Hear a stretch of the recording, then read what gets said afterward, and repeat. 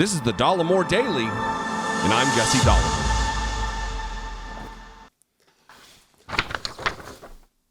I hold in my hands here part of a over 300-page report from Robert K. Hur, who was the special counsel appointed by Merrick Garland, previously appointed to be U.S. District Attorney in the one of the districts of Maryland. I believe there's multiple districts. And he was appointed by Merrick Garland because Democrats love to, well, we have to make it look fair. It has to be fair. We've got to do this. And they don't do themselves any favor, as though some other special counsel, some other prosecutor wouldn't have been fair.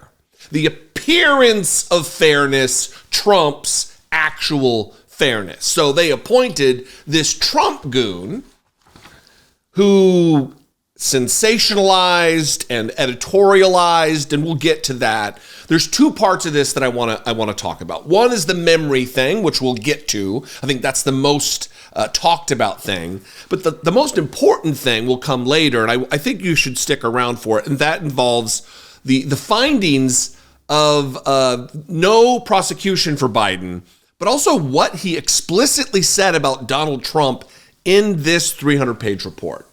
But let's start with what took place last night after this dropped, and there were some excerpts that went around. In fact, I'll read that excerpt first, and then we're going to get to some clips. I got several clips, all like 10, 15 seconds long, to prove that Joe Biden is not suffering dementia.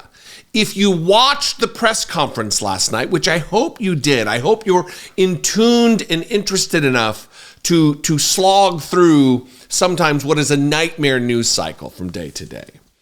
And Joe Biden had a moment where I guess I'm going out of order here, but Joe Biden had a moment where he referred to President El-Sisi, the president of Egypt, as the president of Mexico. And the internet lost its mind. They freaked out as though that's some kind of, oh, there's a smoking gun. There it is. He has dementia. His brain is melting right before our eyes. And that's just stupid, because he went on to talk at granular level, if not granular level, very detailed analysis of exactly what's taking place relative to policy in Gaza and some other issues. You don't choose when your dementia flares up, when your memory issues start to take hold. So it's not as though he can fake it until it goes away, or hoping that it doesn't. Well, that doesn't make any sense. He's either demented, he has dementia, and can't think and has no memory for things and walks out of rooms and is stumbling around. It's either that, that's the way it is. So you don't get to have it both ways. Conservatives, and for those extra lefties who are absolute opponents of Joe Biden, you don't get to have it both ways. That in one moment, oh, he's given up the game, Mexico, Egypt, and then also speaking artfully and skillfully and knowledgeably about policy. But let me read this part. This is what the special counsel wrote in this over 300-page report about the decision not to prosecute and the verbal flourish he uses relative to explaining away, editorializing on Joe Biden's memory. It says this, grab my glasses here.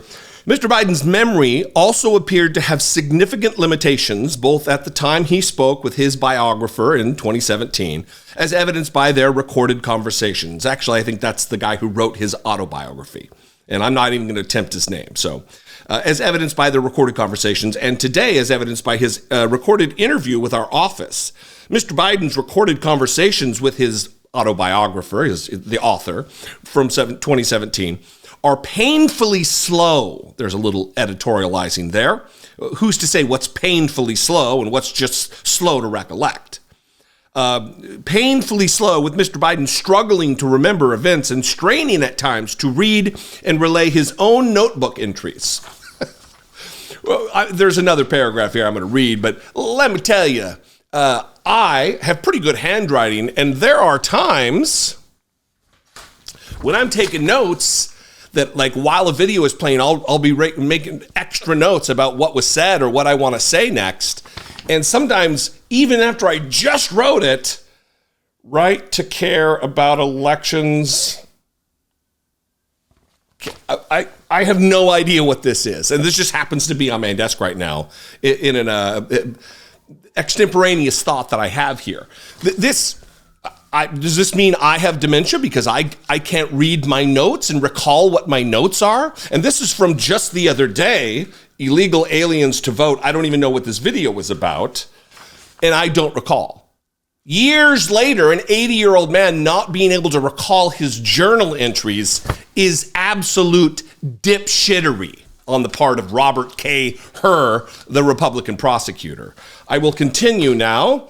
In his interview with our office, Mr. Biden's memory was worse. He did not remember when he was vice president, forgetting on the first day of the interview when his term ended, if it was 2013, when did I stop being vice president, and forgetting on the second day of the interview when his term began, in 2009, am I still vice president?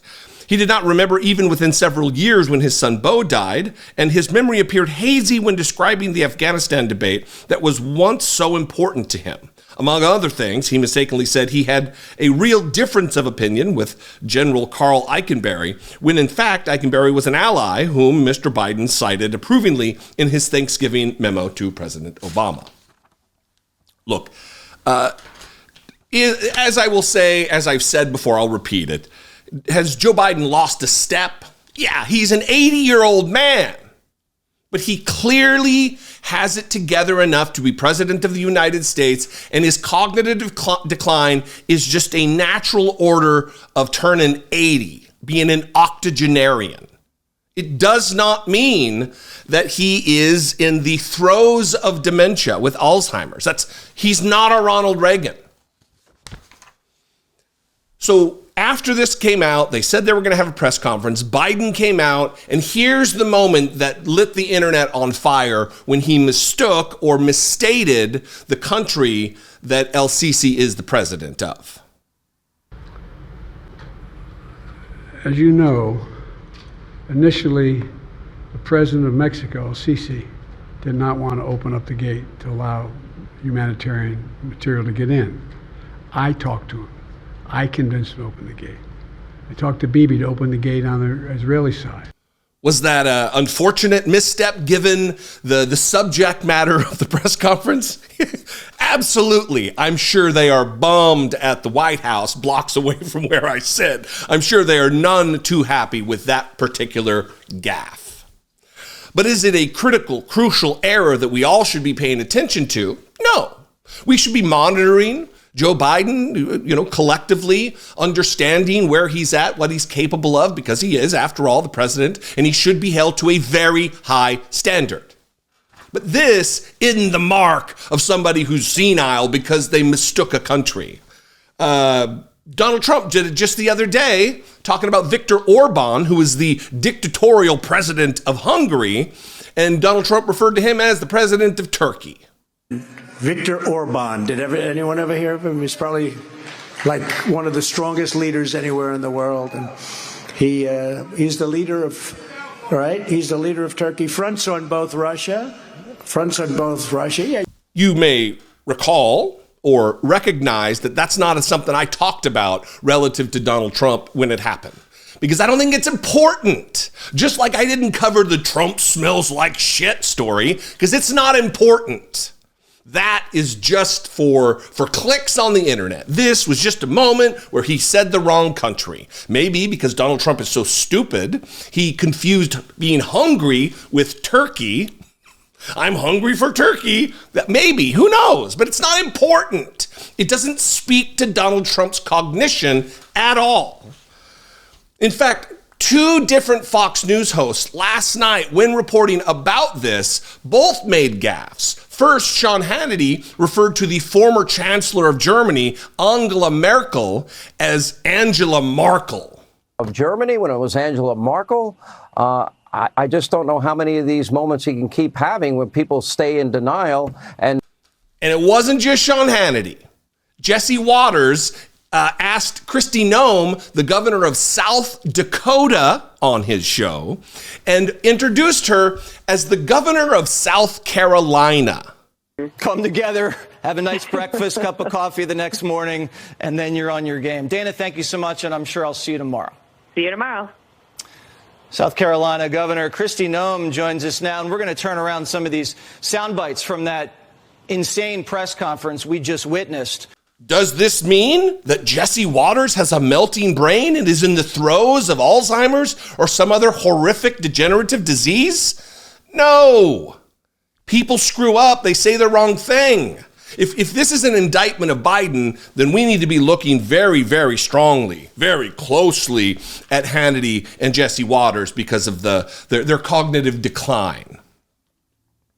Just the other day, Mike Johnson did the same thing, talking about we'd signed our support for Iran, not Israel. Well, let's make a couple of things clear here, Kristen. You know, we passed the support for Iran many months ago, 3 months ago.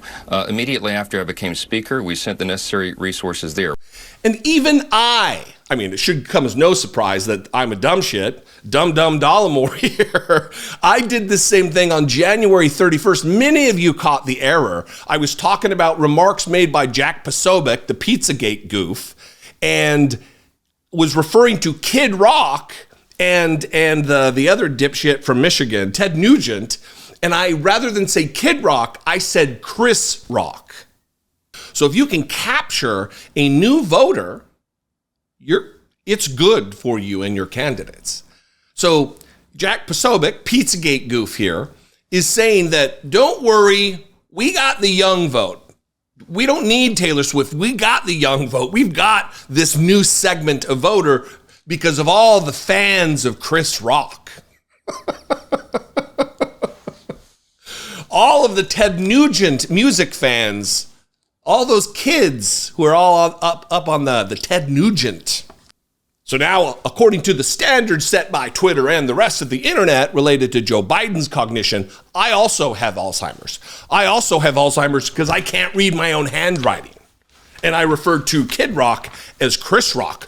Oh no, do I need to check myself in and get something figured out? Oh, what's happening? The problem with the news cycle today in America is that too many people get swept away by the things that don't really matter, and they ignore the things that do. For instance, these two paragraphs from this report about Donald Trump and the differences between what took place with Joe Biden in these documents, which, by the way, I'm not happy about. Joe Biden made a mistake. This is for me, it's not a deal breaker for me, but Joe Biden needs to do a better job of handling and respecting classified materials that people's very lives go into. People sacrifice their lives to gather and analyze the information that is given to him in a report, and for him to just toss it in a garage is unacceptable. Unacceptable. So he's not off the hook in my book about it, but that's not what specifically we're talking about. Here is what Robert K. Hur, the Trump appointee, said about the differences in the approach to the investigation that each of these suspects, we'll call them, had, and how they handled the classified information. Again, glasses, I always have to remember. Historically, Robert K. Hur writes, after leaving office, many former presidents and vice presidents have knowingly taken home sensitive materials related to national security from their administrations without being charged with crimes. This historical record is important context for judging whether and why to charge a former vice president and former president, as Mr. Biden would be when susceptible to prosecution for similar actions taken by several of his predecessors. With one exception, there is no record of the Department of Justice prosecuting a former president or vice president for mishandling classified documents from his own administration. The exception is former President Trump.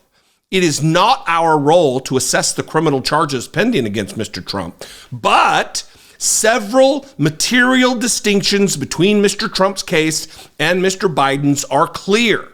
Unlike the evidence involving Mr. Biden, the allegations set forth in the indictment of Mr. Trump, if proven, would present serious, aggravating facts. Most notably, after being given multiple chances to return classified documents and avoid prosecution, Mr. Trump allegedly did the opposite.